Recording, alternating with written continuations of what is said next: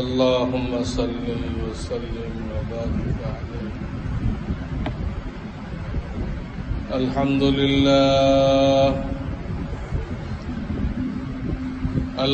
لله وكفى وسلام على عباده الذين اصطفى. أما بعد،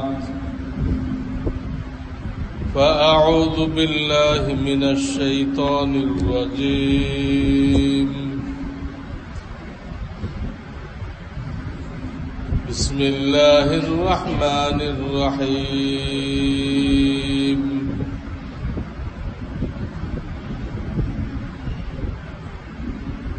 قل لن يصيبنا إلا ما كتب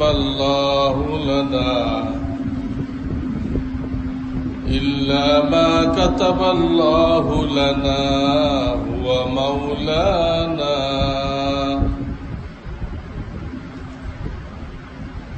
وعلى الله فليتوكل المؤمنون.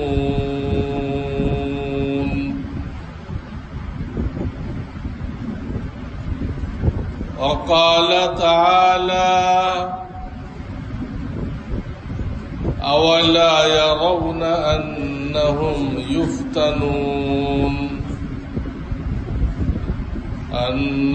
يفتنون في كل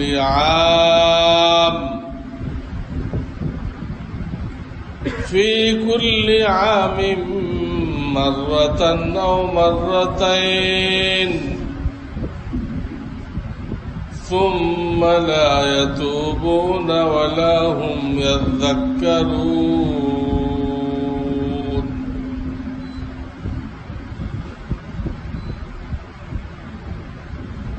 وقال النبي صلى الله عليه وسلم: إن الله كتب مقادير الخلائق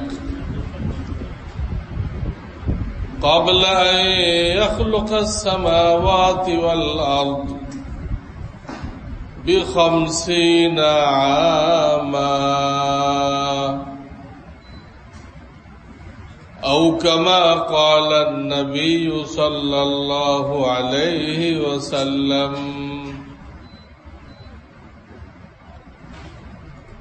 बुजुर्गान मोहतरम,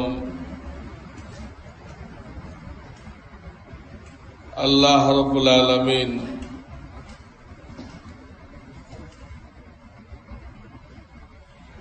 বর্তমানে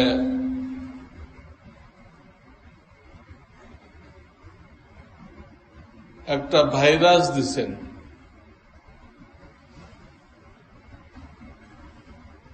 সেটাকে দুনিয়াদাররা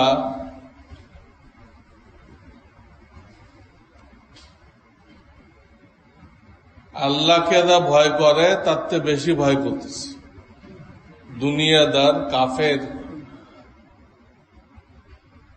এটাকে খুব ভয় পেতেছে। মুসলমানদের এটা নিয়ে কোনো টেনশন নেই, টেনশন ফ্রি।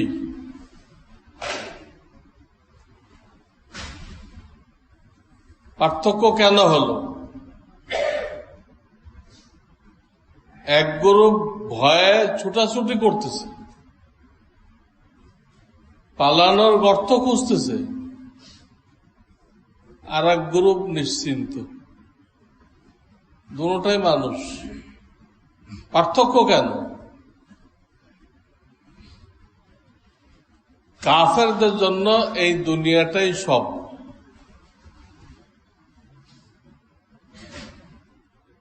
দুনিয়ার পরে তাদের আর কিছু নেই। যা কিছু ভোগ করার, ফুর্তি করার, আনন্দ করার, এই দুনিয়াতে কদিন হায়াত আছে। তার তো নাস্তিক, নামকে অবস্থা ইহুদ নাসারা, বাস্তবে সব নাস্তিক। পরকাল বিশ্বাস করে না। তারা মনে করে পরকাল বলতে কিছুই নেই, তা মৌলবীদের বানানো কথা তারা মনে করে।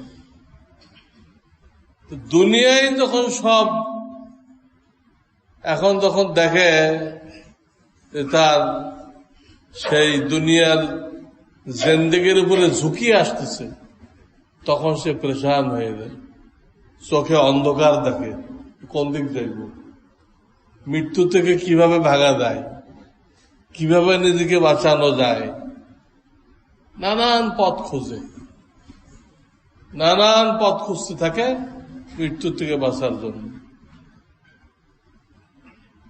এই হলো কাফেরদের জিন্দেগি। মুসলমানের জিন্দেগি কি? তার বিশ্বাস আল্লাহ রাব্বুল আলামিন তার মৃত্যু নির্দিষ্ট টাইমে ফয়সালা করে রেখেছেন। এই আসমান জমিন সৃষ্টি করার 50,000 বছর আগে আল্লাহ তকদির লিখছেন। আসমান জমিন সৃষ্টি করার 50,000 বছর আগে প্রত্যেকের তকদির, তার কত হায়াত, তার জীবনে কি কি ঘটবে, কি কি নেয়ামত পাবে, কি কি মুসিবত আসবে, তার কোন টাইমে মৃত্যু হবে, কোন এলাকায় মৃত্যু হবে, কিভাবে মৃত্যু হবে, ডিটেলস লেখা। আসমান জমিন তৈরির 50,000 বছর পূর্বে আল্লাহ লিখে রাখছে। এর মধ্যে কোনো পরিবর্তন হবে না। তকদিরের মধ্যে কোনো পরিবর্তন হবে না। মুসলমান এটা বিশ্বাস করে, আমার কি হবে এটা তো আল্লাহ তাআলা লিখিয়ে রাখছে, কিন্তু আমার কোন ভাইরাস নিয়ে চিন্তা করার দরকার নেই। যেটাই হোক আল্লাহ লিখে রাখছেন এবং সেটাই হবে, সেটাই হবে। কাজে এই ভাইরাসে আক্রান্ত হয়ে আমি 10 বছর আগে মরে যাব এমন কোন সম্ভাবনা নেই। আমার মৃত্যু নির্দিষ্ট মিনিটে, নির্দিষ্ট সেকেন্ডে হবে। কোন ভাইরাস থাকুক আর না থাকুক এগুলো কোনো ব্যাপার না, সব আল্লাহর হাতে। এর জন্য আমি একটা আয়াত পড়ছি সূরা তওবা 51 নম্বর আয়াত। সূরা এই আয়াতে আল্লাহ তাআলা বলতেছেন, কুল, হে আমার নবী আপনি ঘোষণা করে দেন। কি ঘোষণা? লা ইউসিবানা ইল্লা মা কাতাবাল্লাহু লানা। আল্লাহ আমাদের ভাগ্যে যা লিখে রাখছেন এর বাইরে কোন মুসিবত আমাদেরকে স্পর্শ করবে না। কোরআনের আয়াত, সূরা তওবা 51 নম্বর আয়াত। লা ইউসিবানা, লান মানে কোশ্চিন কালেও না। আল্লাহর লেখার বাইরে, আল্লাহর তকদিরের বাইরে, আল্লাহর ফয়সালার বাইরে কিছুই ঘটবে না।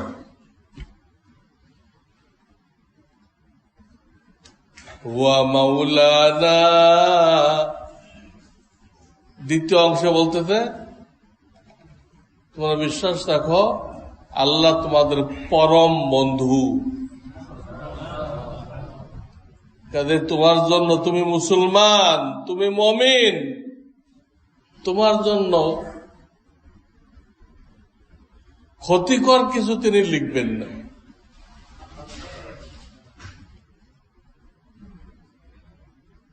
আপনার আমার জন্য সবচেয়ে দয়াশীল হল আল্লাহ, সবচেয়ে দয়াশীল।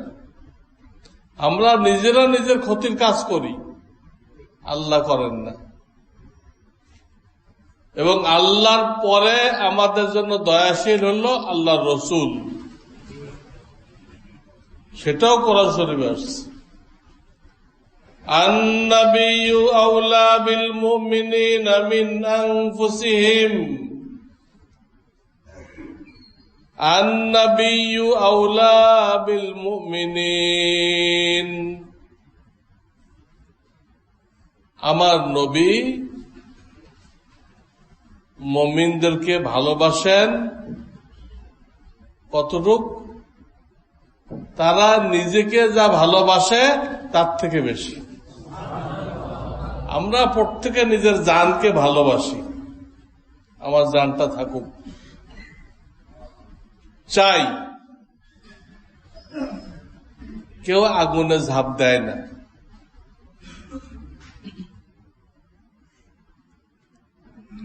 জায়েজও নেই আগুনে ঝাঁপ দেওয়া, বাঘের মুখে হাত দেওয়া, এগুলো নিষেধ। এক আয়াতে বলা হয়েছে ওয়ালা তুলকু বিআইদিকুম ইলা তাহলুকা, তুমি নিজেকে ধ্বংসের দিকে নিয়ে যেও না। যে কাজে তোমার ক্ষতি হবে তুমি ইচ্ছা করে সেই কাজের দিকে যেও না। জানেন যে 10 তলাতে লাফ দিলে আমি মরব, আপনি 10 তলাতে লাফ দিবেন না। এই আয়াতে নিষেধ ওয়ালা তুলকু বিআইদিকুম ইলা তাহলুকা। তো আপনি আমি নিজেকে যা ভালোবাসি তার থেকে রসুল বেশি ভালোবাসে। আপনি আমি নিজেকে যা ভালোবাসি তার থেকে আল্লাহ আপনাকে আমাকে বেশি ভালোবাসে। এইরকম বন্ধু থাকতে তিনি পুরা দুনিয়ার মালিক, যার হুকুম ছাড়া গাছের পাতা পড়ে না, সমস্ত ক্ষমতার মালিক, সব কিছু তার হাতের মুঠার মধ্যে, সবাই তার মুখাপেক্ষী, তিনি কারোর মুখাপেক্ষী নন। তিনি এত বড় আসমান জমিনকে কোন এই 1.5 অক্ষর দিয়ে বানাইছেন। কোন পুরা অক্ষর, কাপটা পুরা অক্ষর, নুন সাকিন এটা অর্ধেক অক্ষর, 1.5 অক্ষর দিয়ে এই 7 আসমান 7 জমিন তিনি বানাইছেন। তিনি কোরআনে আপনাকে বলে দিচ্ছেন, তুমি যখন কালেমা পড়ছো লা ইলাহা ইল্লাল্লাহু মুহাম্মাদুর রাসূলুল্লাহ পড়েছ,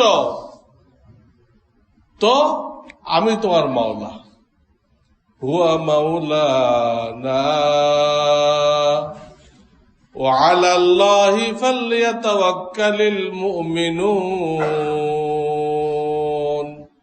আর তুমি তোমার মুমিন, আমার উপর ঈমান আনছো, তোমার কর্তব্য একমাত্র আমার উপরে ভরসা করা, আমার উপরে তাওয়াক্কুল করা, আমার উপরে নির্ভর করা, আমার উপরে ছেড়ে দেওয়া, অন্য কোনো চিন্তা না করা, অন্য কোথাও দৌড়দৌড়ি না করা। আপনি যদি একটা মামলা মোকদ্দমায় একজন বিজ্ঞ লয়ার ধরেন, বিজ্ঞ লয়ার ধরেন, যিনি বারের সভাপতি,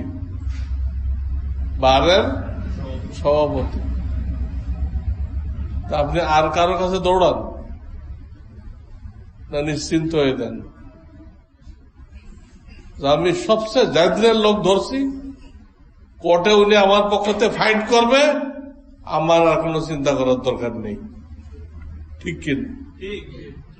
দুনিয়াতে একটা লয়ার ধরে, একটা অ্যাডভোকেট ধরে, একটা ব্যারিস্টার ধরে আপনি নিশ্চিন্ত হয়ে গেছেন। ওই ব্যারিস্টার থেকে 1000 গুণ শক্তিশালী, আপনার জন্য মহব্বতকারী আল্লাহ আপনার পক্ষে আছেন। আপনার যা করার দরকার তাই তিনি করবেন, তাহলে আপনার পেরেশান হওয়ার দরকার কি? কোন দরকার আছে যে পেরেশান হয়ে কাবা শরীফ বন্ধ করে দিতে হবে? পরেশান হয়ে সমস্ত মাদ্রাসা বন্ধ করে দিতে হবে, পরেশান হয়ে সমস্ত মসজিদ বন্ধ করে দিতে হবে। এগুলো করার দরকার আছে নাকি ওই মাওলার কাছে বেশি বেশি দোয়া করার দরকার? যা কিছু বলার দরকার, মুসলমানরা দলবদ্ধ ভাবে একাকী দোয়ার থেকে দলবদ্ধ দোয়া বেশি কবুল হয়। তো দলবদ্ধ ভাবে করতে গেলে বাইতুল্লাহ খোলা থাকতে হবে না, মসজিদ খোলা থাকতে হবে না? কিন্তু আজকে আরব বিশ্বকে কন্ট্রোল করতেছে ইহুদরা কন্ট্রোল করতেছে। তারা এই করোনা ভাইরাসের অজুহাত দেখায় বাইতুল্লাহ তওয়াফ বন্ধ করতেছে, সমস্ত মসজিদগুলো তালা লাগাই দিচ্ছে। আর মুসলমানরা অন্ধের মতো তাদের গোলামি করতেছে, ইহুদিদের গোলামি করতেছে। তারা তো তালি বাজাই দিচ্ছে এই ভাইরাস দিয়ে আমরা মুসলমানদেরকে আল্লাহ থেকে বিচ্ছিন্ন করতে পারছি, বাইতুল্লাহ তওয়াফ থেকে বিচ্ছিন্ন করতে পারছি। বাইতুল্লাহ তওয়াফ কিন্তু চালু আছে, দেখবেন কবুতর ঘুরতেছে। আমার ধারণা কবুতর তো না, ফেরেশতা। আল্লাহ তার ঘরের তওয়াফ চালু রাখছেন, কিন্তু আমরা তো ইহুদিদের বুদ্ধি শুনে এদেরকে বন্ধু বানায় আমরা মাহরুম হইতেছি। আমাদের দেশে এখনো মসজিদ বন্ধ করা হয় নাই কেন? মাদ্রাসা তো সব বন্ধ করা হয়ে গেছে, সব বন্ধ করা হয়ে গেছে। যারা বন্ধ করতে দেরি করছে পুলিশরা যায় খুব হেনস্থা করছে।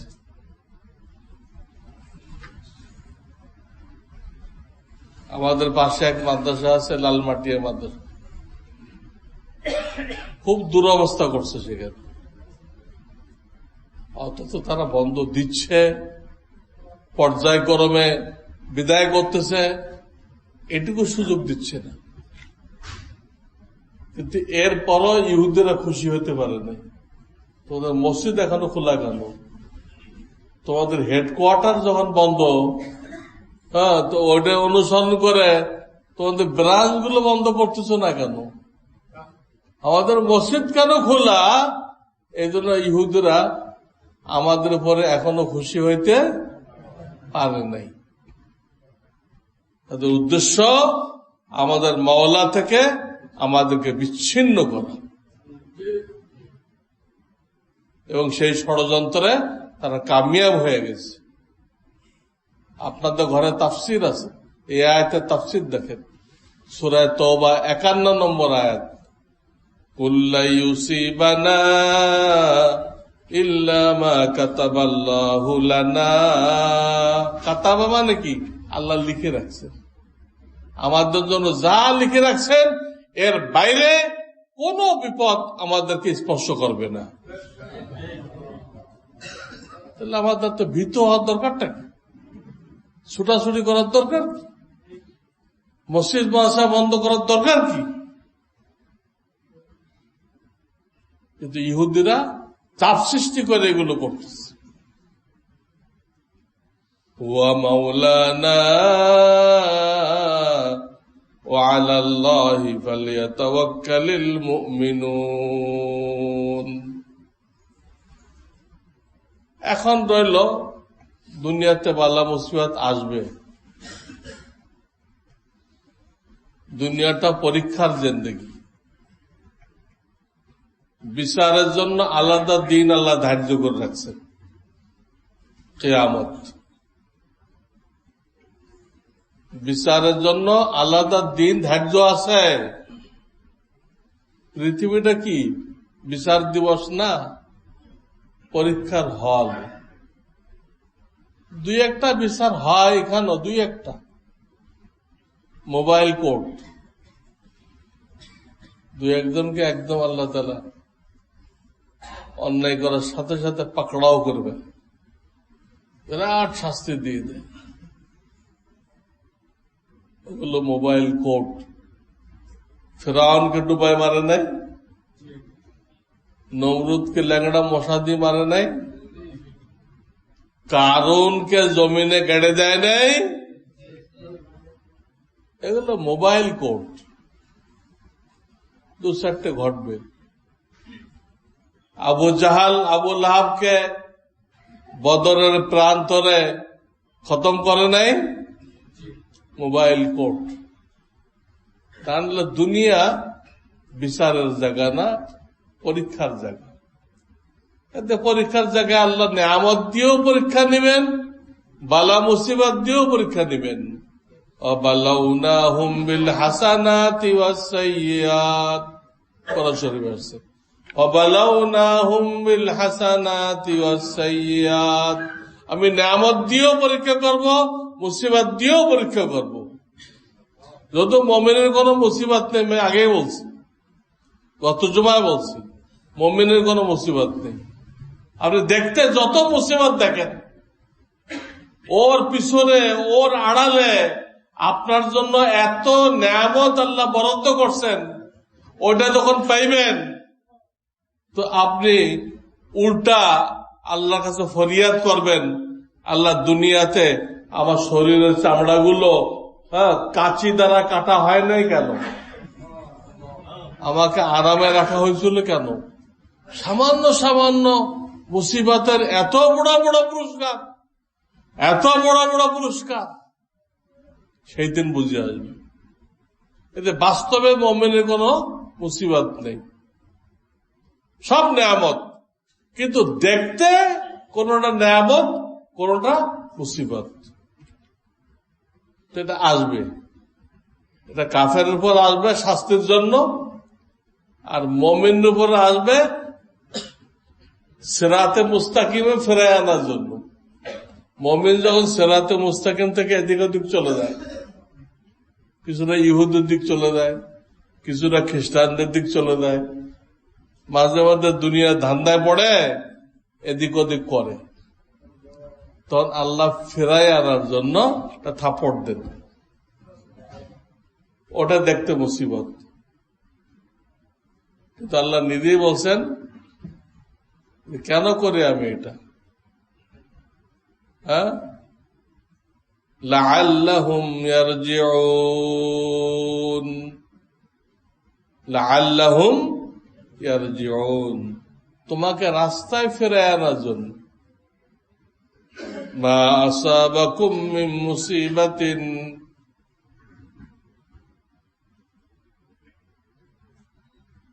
ইল্লা বিমা কাসাবাত আইদিকুম লিয়ুযীকাহুম বা'দাল্লাযী আমিলু লাআল্লাহুম ইয়ারজিউন। ফিরে আনার জন্য, অন্য কোন উদ্দেশ্য না। মুসিবত আসে দূরে সরানোর জন্য না, মুসিবত আসে আল্লাহর দিকে ফিরে আনার জন্য। এই জন্য আমি দ্বিতীয় একটা আয়াত পড়ছিলাম ভূমিকায়, ওইটাও সূরা তওবার আয়াত, সূরা তওবার শেষ পৃষ্ঠা 126 নম্বর আয়াত, 126 নম্বর আয়াত। এই আয়াতে বলা হয়েছে, আওয়ালা ইয়ারাউনা আন্নাহুম ইফতানুনা ফি কুল্লি আমিন মাররাতান আও মাররাতাইন সুম্মা লা ইয়াতুবুনা ওয়ালা হুম ইয়াযাক্কারুন। তোমরা কি লক্ষ্য করো না, দেখো না, আমি মাঝে মধ্যে তোমাদের জন্য বিপদের ফয়সালা করি, বাহ্যিক বিপদ, আসলে তো নেয়ামত, বাহ্যিক ভাবে আমি তোমাদের জন্য বিপদের ফয়সালা করি। কিন্তু আল্লাহ আক্ষেপ করতেছেন, কিন্তু এরপরও তোমরা তওবা করো না, নসিহত হাসিল করো না। আওয়ালা ইয়ারাউনা, তোমরা কি দেখো না, তোমরা কি লক্ষ্য করো না, আন্নাহুম ইফতানুনা ফি কুল্লি আমিন মাররাতান আও মাররাতাইন, বৎসরে 1-2 বার তোমাদেরকে বিপদে ফেলা হয়। সুম্মা লা ইয়াতুবুন, কিন্তু উদ্দেশ্য যারা ছিল বিপদে ফেলার দ্বারা তা তোমরা করো না। কি? লা ইয়াতুবুন, তোমরা তওবা করো না। ওয়ালা ইয়াযাক্কারুন ওয়ালা হুম ইয়াযাক্কারুন, এবং তোমরা নসিহত হাসিল করো না। এখানে ক্লিয়ার হয়ে গেল দুনিয়ার জিন্দেগিতে দেখতে যেটা মুসিবত, এটা আমাদের উপরও আসবে। কাফেরদের উপর আসে আযাব দেওয়ার জন্য, আমাদের উপর আসে রাস্তায় ফিরে আনার জন্য। আল্লাহ এই আয়াতে ক্লিয়ার করে দিলেন তওবা আর নসিহত। এই আয়াতে কি ক্লিয়ার করলেন? সূরা তওবা 126 নম্বর আয়াত। যেগুলো ভুল হয়ে গেছে তওবা করো, যারটা সেই তওবা করো আল্লাহর কাছে কান্নাকাটি করে, আর সামনের জন্য নসিহত হাসিল করো, সামনের জন্য সতর্ক হও যে না, মুসলমান নাম দিয়ে ভণ্ডামি করলে আল্লাহ ছাড়বেন না। ভণ্ডামি করবা সে কাফের থাকুক,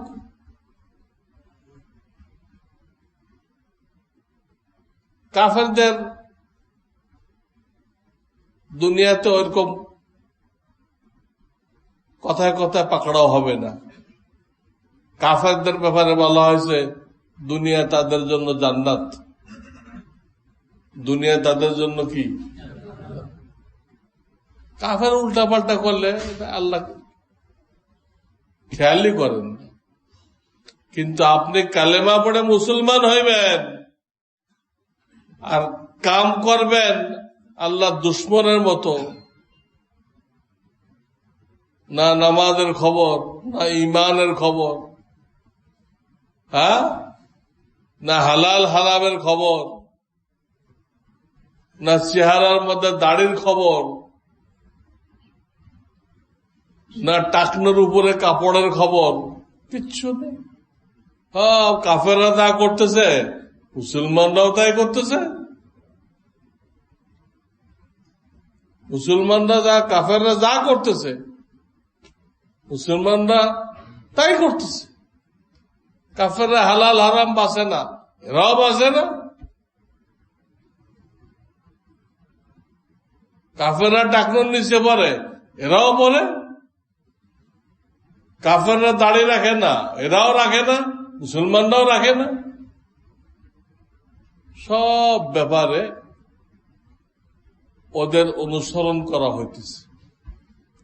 ওরা একটা সিলেবাস সারা দুনিয়ায় চালু করছে।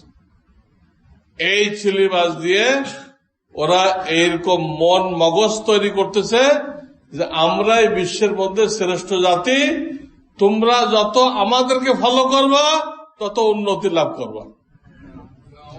এই ধ্যান ধারণা দিতে তারা সমর্থ হয়েছে। কিন্তু মুসলমানের উন্নতি কি কাফেরদের অনুসরণের মধ্যে না আল্লাহ রসুলের অনুসরণের মধ্যে? এই জন্য আমরা যত তাদের দিকে আগাইতেছি তত গজবে পড়তেছি। ওটা আমাদের উন্নতির রাস্তা না। ইমাম মালিক রহমাতুল্লাহ থেকে হাদিস আছে, তিনি বলেন সাহাবায়ে কেরাম যে রাস্তায় কামিয়াব হয়েছিল, কিয়ামত তক মুসলমানদের কামিয়াবের রাস্তা ওইটা। সাহাবায়ে কেরাম যে রাস্তায় কামিয়াব হয়েছিল, অর্ধ বিশ্বের মালিকানা হাসিল করছিল, রাজত্ব করছিল কি দিয়ে? ইমান, আমল আর তার মেহনত। কিয়ামত তক মুসলমানদের যদি উন্নতি করতে হয় রাস্তা ওইটা। কাফেরদের অনুসরণ করে নামাজ রোজা বাদ দিয়ে, হালাল হারাম বাদ দিয়ে, মসজিদ মাদ্রাসা বন্ধ করে তারা উন্নতি করবে আর কোন বিপদ থেকে বাঁচবে, কোনদিন হবে। কিন্তু আমরা কাফেরদের গোলামি করতেছি। আমাদের পরিচালক কাফেরদেরকে বানাইছে, তাদের কথা মতো আমরা চলতেছি, আরব কান্ট্রিগুলো চলতেছে। আরব কান্ট্রিগুলো সম্পূর্ণ ইহুদিদের কথা মতো চলতেছে, আর সেটা প্রভাব পড়তেছে সারা দুনিয়ার মুসলমানদের উপরে, সারা দুনিয়ার মুসলমানদের উপরে। এতে ক্লিয়ার বোঝা গেল রাস্তা কি। আল্লাহ রাস্তা বলে দিলেন, বিপদ আসছে এই জন্য যে পিছনের ভুলের জন্য তওবা করো, আর সামনে ভালো হয়ে চলবা, তার জন্য নসিহত হাসিল করো। বাস কাজে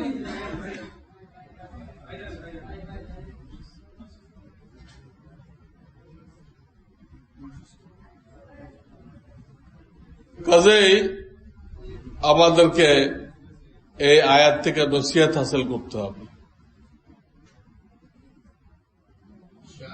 আমাদের যা করণীয় বর্জনীয় আল্লাহ সব ক্লিয়ার বলে দিছে, কোরআনে পাকের মধ্যে সব বলে দিছে। শুধু জানা দরকার আর মানা দরকার।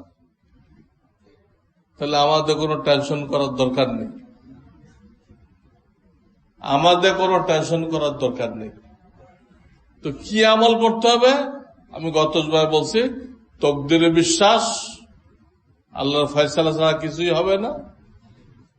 আর যদি আমি আক্রান্ত হই, আল্লাহ সুস্থ করে দিবেন।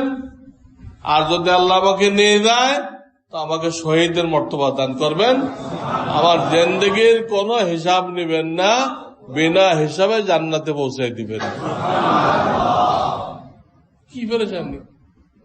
জিন্দেগি তো শেষ হবেই, যদি আল্লাহ এটার দ্বারা শেষ করে, ঠিক আছে, তাহলে এর মধ্যে আমার মঙ্গল। আমি ঘাবড়াইতেছি কেন? মৌত কি জিনিস? মৌত তো আল্লাহর সাথে সাক্ষাতের একটা ব্রিজ, সেতু বন্ধন। তুমি যে আল্লাহর জন্য ইবাদত বন্দেগী করলে, ওই আল্লাহ একসময় তোমাকে ডাক দিবে, তুমি আসো, আসে তুমি আমার জন্য যা কষ্ট করছো এর বিনিময়টা বুঝে নাও, এর জন্য ডাক দিবে। ডাক দিলে আপনি পালাবেন? তাহলে এতদিন ইবাদত করলেন কেন? আপনি সারা জীবন কষ্ট করলেন, হালাল হারাম বেঁচে চললেন, ডাল রুটি খাইলেন, হারাম পথে গেলেন না, কষ্ট করে 5 ওয়াক্ত জামাতের সাথে নামাজ পড়লেন। সেই আল্লাহ একসময় আপনাকে ডাক দিছে, এবার তুমি আমার কাছে আসো। যাইতে গেলে একটা ব্রিজ পার হইতে হবে, ওই ব্রিজটার নাম কি? মৌত। ঘাবড়ানোর কি হলো? আল্লাহ ডাকছে পুরস্কার নেওয়ার জন্য। পুরস্কার কে না নিতে চায়? পুরস্কার নেওয়ার জন্যই তো আমরা কষ্ট করতেছি। প্রত্যেকের কাজ আছে, কাজ বাদ দিয়ে মসজিদে কেন আসছি? যে আল্লাহ থেকে নিব। কেন আসছি? আল্লাহ থেকে নিব। আল্লাহ যখন ডাক দেবে যে নাও, তোমার নেওয়ার টাইম হয়ে গেছে, তখন কি আমি খুশি খুশি যাব না মন মরা হয়ে যাব? মানুষ মৌতের হাকিকাত জানে না। মৌতকে তো হাদিয়া বলা হয়েছে, মুমিনের জন্য হাদিয়া, তোহফা, ব্রিজ। এটা ঘাবড়ানোর কিছু না, আল্লাহর সাথে সাক্ষাৎ করার মাধ্যম। তো আমি বলছিলাম তকদিরে বিশ্বাস, পরিষ্কার পরিচ্ছন্নতা, আর কি বলছিলাম? দোয়া। এই দোয়াটা পড়বো, আল্লাহুম্মা ইন্নী আউযু বিকা মিনাল বারাসি ওয়াল জুনুনি ওয়াল জুযামি ওয়াস সাইয়্যিল আসকাব। আর মসজিদগুলোতে ঈশার নামাজের পরে নবীদের যে জীবনীর কিতাব আছে, জীবনী আরবিতে বলে সিরাত, এই সিরাতের কিতাব থেকে কয়েক মিনিট তালিম হবে। পিছনের জিন্দেগিতে দেখা গেছে, যখনই বালা মুসিবত ছড়াই গেছে, এই সিরাতের কিতাবের তালিম করলে আল্লাহ বালা মুসিবত হটাই দেয়।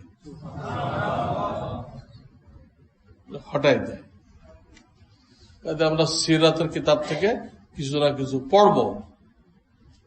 আর ওই আয়াত দ্বারা সাবেত হলো পিছনের গুনার জন্য তওবা করা, সামনের জন্য সতর্ক হওয়া, বাস এতটুকু দায়িত্ব। এর বাইরে কারা কি বুদ্ধি দিল, বিশ্ব স্বাস্থ্য সংস্থা বলতেছে বাংলাদেশে কঠোরতা করা হইতেছে না, এই ভাইরাস থেকে বাঁচার জন্য কঠোরতা করা হইতেছে। আরে বাংলাদেশে তো সরকার আছে, তারা তো সিদ্ধান্ত করতে আছে, তারপরে আবার চাপ সৃষ্টি করতেছে তোমাদেরটা হইতেছে না, তোমরা যা করতেছো তোমাদেরটা হইতেছে না। কত বড় খয়ের খাওয়া হয়েছে এই কাফের, আমাদের গভর্নমেন্টটা হইতেছে না, এটা নাকি ঢিলাঢালা হইতেছে, আরো টাইট করতে কইতেছে। নাউযুবিল্লাহ। তো এই একটা বিষয় হয়ে গেল। আরেকটা বিষয় সংক্ষেপে বলবো আমি কয়েক মিনিটে, অন্য আরেকটা বিষয়। এখন রজব চলতেছে না, এই রজবের 26 আর 27 এটাকে প্রায় পত্র পত্রিকায় লেখে লাইলাতুল মেরাজ, লেখে না? এবং বিভিন্ন অনির্ভরযোগ্য বইতে ওই রাত্রে কি ইবাদত করতে হবে, দিনে রোজা রাখতে হবে, এইগুলো লেখে কিনা? সব ভিত্তিহীন। কারণ এটা কোন বৎসর হয়েছে এটাও জানা যাইতেছে না, কোন মাসে হয়েছে এটাও জানা যাইতেছে না, কোন তারিখে হয়েছে এটাও জানা যাইতেছে না, কোন দিনে হয়েছে এটাও জানা যাইতেছে না। এর প্রত্যেকটার মধ্যে খুব বিরোধ, ওলামাদের অনেকগুলো মত। ওলামাদের আপনি কোনটা নেবেন? যেটা বলা হয়েছে যে রজবের 26 তারিখে, এর দলিল নেই, এর কোন দলিল নেই। দলিল হল ওই দিন নেয়ামুল কোরআন, মকসুদুল মুমিনিন, যার কোনো ভিত্তি নেই, যেসব বইয়ের কোনো ভিত্তি নেই ওইগুলো হল দলিল।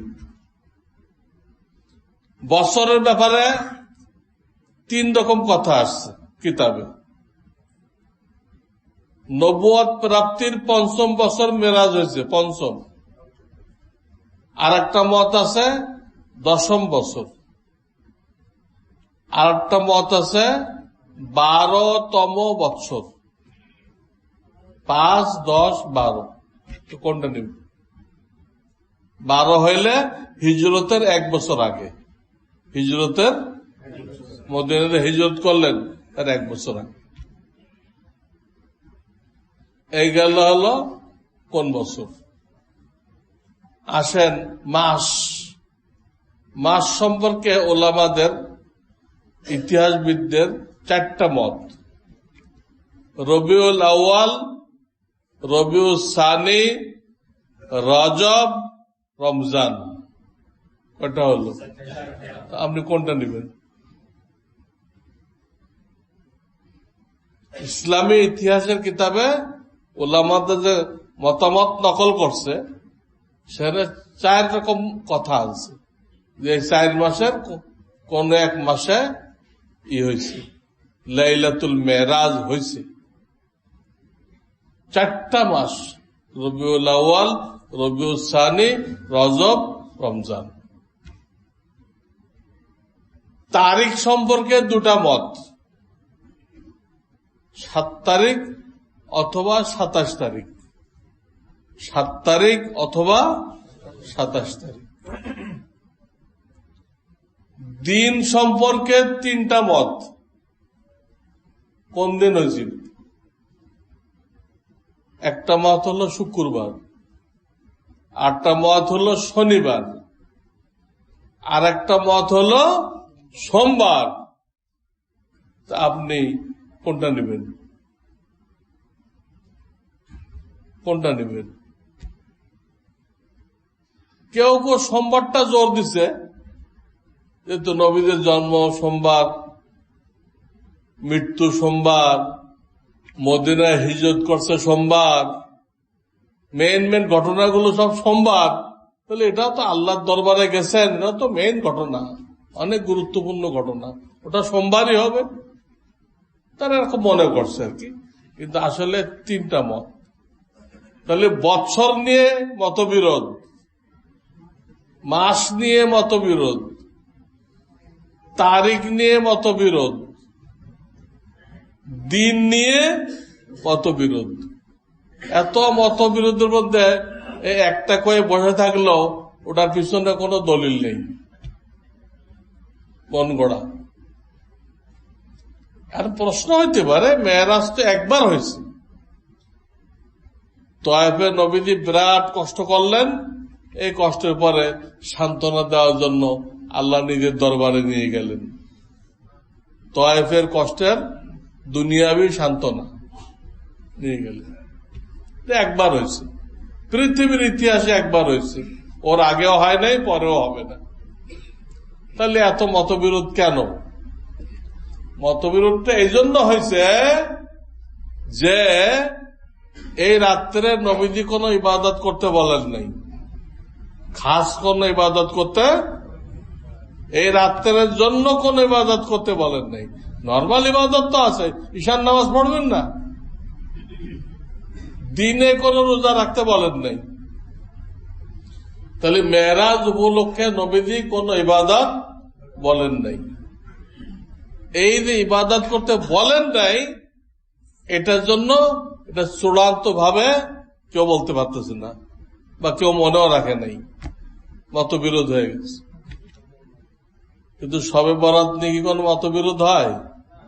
কিন্তু শবে বরাতের রাত্রে ইবাদত করার কথা আছে, এবং দিনে পরের দিন দিনে রোজা রাখার কোন মতবিরোধ নেই।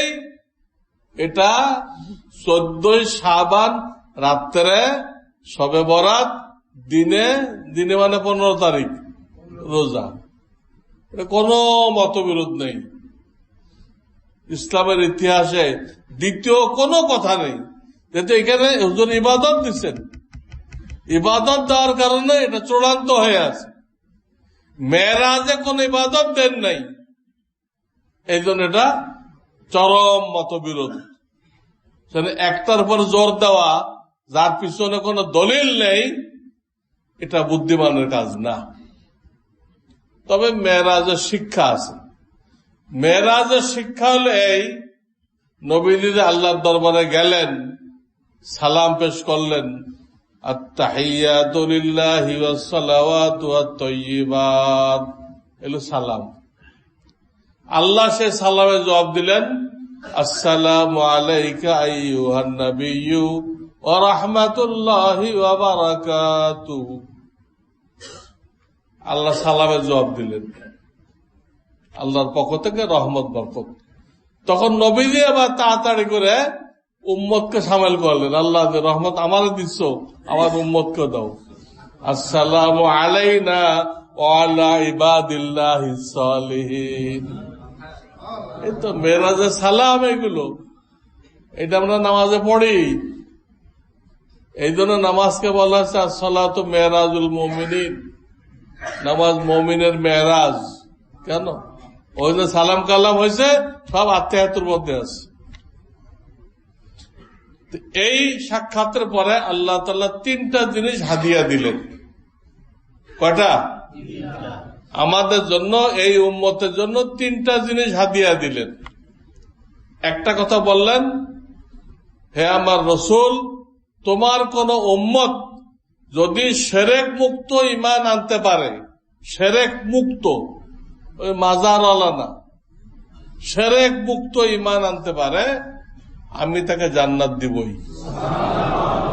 যত গুনাহগার থাকুক আমি পাকসাফ করে নিব, কিন্তু জান্নাত তাকে দিব।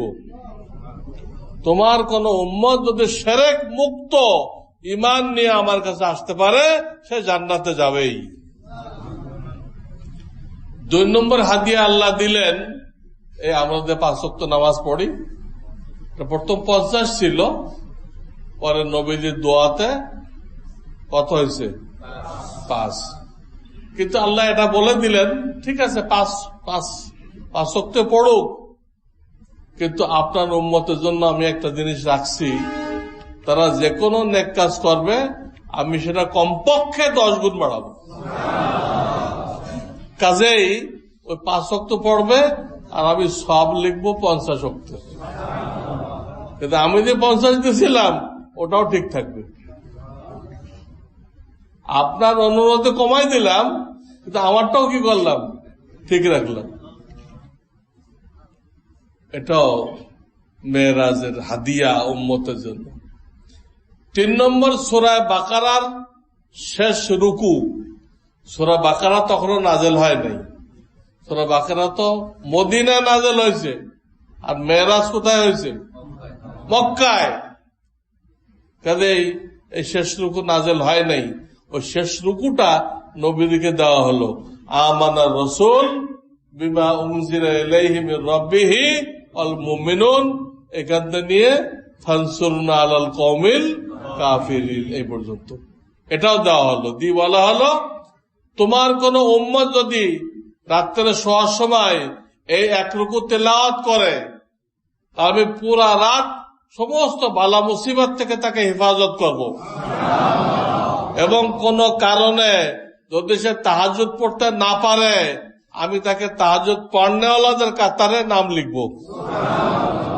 এই 1 রুকু যদি শোয়ার সময় কেউ তেলাওয়াত করে, তাহলে কটা জিনিস হলো?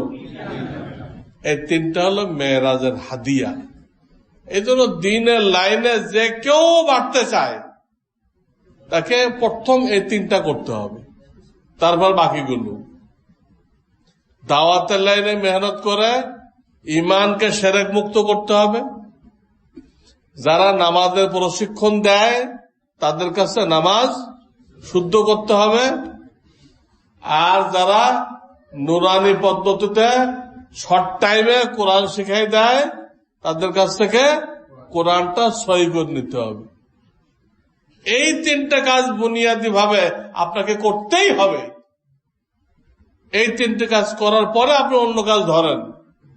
ফাউন্ডেশন এই 3টা: ঈমান, নামাজ, কোরআন।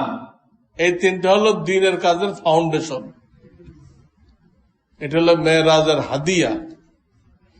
কাজেই মেরাজের কোন ইবাদত নেই, কিন্তু মেরাজের হাদিয়া আছে, মেরাজের শিক্ষা আছে, সেটা আমরা গ্রহণ করি।